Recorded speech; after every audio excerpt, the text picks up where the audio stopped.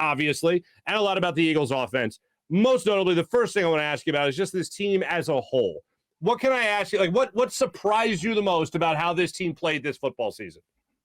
I think the biggest surprise was actually that they made it to the playoffs. I think early on, especially after the midpoint after the second game to about the sixth, seventh game, it wasn't looking good at all. It was pretty bad. So the fact that they were able to string some wins together, kind of figure out what they do well, and then make it into the playoffs, to me was the total success for the entire team. Mm-hmm. I know people will look at it and say it's a young team, just get them the experience no matter what. How beneficial is that experience to a young team? I think it's huge. I think it's very beneficial, especially on a day like today where the season's over. You were playing last week, and then just now, boom, it's over. And so I think that really starts to hit home, especially when you're a young player. You always have this mindset, we can keep going, or we got next year. But truth is, every year is a different year. There's going to be a lot of people on this team that aren't going to be back with the team next year. And so, you start to learn really quickly how quick things can change.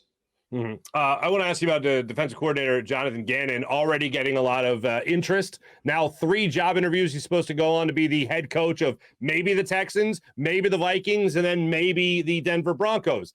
Is this a surprise to you that Jonathan Gannon's getting this much attention already as a head coach after 1 year as a DC? It's a little bit surprising, but every NFL team right now, they're trying to find the next Sean McVay. They're trying to find the next young creative mind.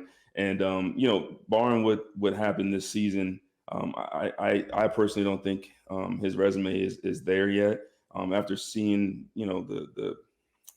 after all the criticism he's taken for his play calling, for me personally, it just wasn't my cup of tea. So I think it's normal. I think it's kind of what the league is right now. Everybody's trying to find the next quarterback, the next Kyler Murray or whoever.